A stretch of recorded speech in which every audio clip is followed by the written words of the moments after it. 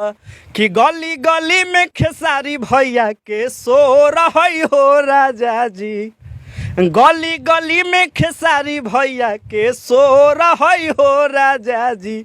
आ संघर्ष फिल्म बिजो रही हो राजा जी। तो से घुमावे हमारा हरे पटना सहारा है। अब बुलेट से घुमावे हमारा पटना सहारा है। राघोपुर के लइका होइल भरवा भौजी कि कहियो न बहे दिह है मैया अखिया में असुआ के धारावा। सब मांगो न धन महल खजानावा चढ़े खातिर गो दुगो करावा। तो हमहू मांगियो मैया खुशी के दिन खुश रहे हमर घर परिवारवा।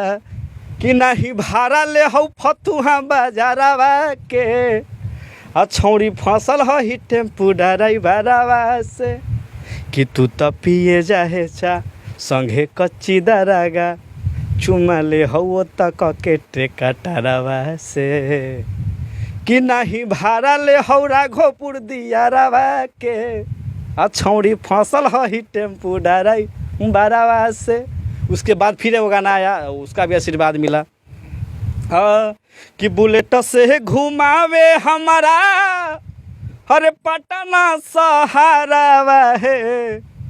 बुलेट से घुमावे हमारा पटना सहारा है।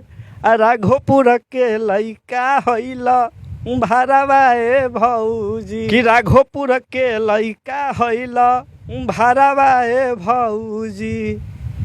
अच्छा, आप सुने कि संघर्ष 2 के लिए समर्थन में कुछ गाना गाए हैं। और गाना संघर्ष 2 गाना हमारा कल ही आने वाला था। अच्छा। लेकिन देवी गीत को हमारा फंसा हुआ था जो बहुत अच्छा गाना हम लोग पहले गाए थे बोल बम में, तो प्यार आशीर्वाद मिला था तो उसको फिर से गाए थे देवी गीत में।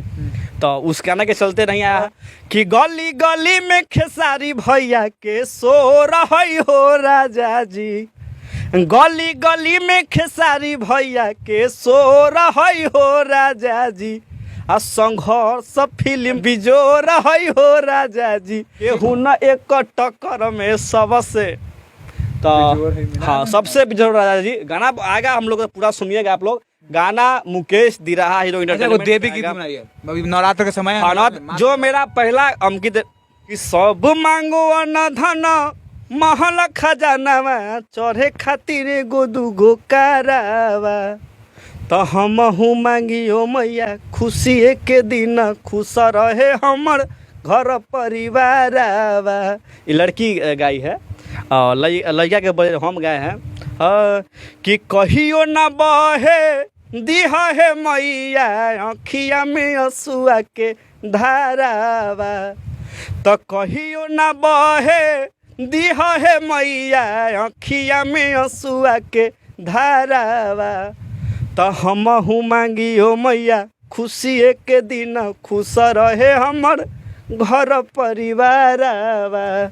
चलिए, बहुत ही अच्छा गाना गाए हैं मुकेश दिराहा हीरो, जो कि राघोपुर से बिलोंग करते हैं और राघोपुर में एक अलग पहचान बना रहे हैं और भोजपुरी सिनेमा में भी एक अपना अलग पहचान बना रहे हैं। मेरे पीछे जो देख रहे हैं, पहचान के तो कोई मोहताज है नहीं। बहुत बहुत शुक्रिया आप सभी तमाम दर्शकों का। और मुकेश दिराहा इंटरटेनमेंट जो चैनल है उस पर हर दिन एक नया नया गाना आता है जो कि भोजपुरी के ब्रज भाषा में आता है। और आप सभी तमाम दर्शकों का डिमांड के ऊपर भी आपको गाना आता है। और कल खेसारी लाल यादव जी के संघर्ष 2 के समर्थन में भी गाना आ रहा है मुकेश दिराहा हीरो का। आप सभी लोग प्यार दीजिए, दुलार दीजिए। और खेसारी लाल यादव के साथ साथ भी हमारे मुकेश दिराहा हीरो का भी सपोर्ट कीजिए। थोड़ा सा जैसे भैया को आशीर्वाद मिलता है, आप लोग का आशीर्वाद तनको मानी हमारा मिल जाएगा तो तनी हम आप लोग का आशीर्वाद में कुछ हो जाएगा, हम लोग के चल जाएगा। क्योंकि भैया का तो फुल सपोर्ट है था। लेकिन हम लोग पर्दा पे नहीं थे, लेकिन आज से पर्दा पर क्या है कि अब खास करके विवाद हो रहा है जात पर, है ना भैया। तो जातीय हम खुद जादव हैं, तो जादव है तो भैया के लिए तो जान भी निछावर है, समझिए। तो गायकी तो खैर अलग बात तो है, माई का दे नहीं गाते हैं तो ऐसे भी ऑडियंस होते तो भैया जान देते भैया के लिए। लेकिन फिर भी कल गाना आएगा, कल परसों के बीच में गाना आ जाएगा।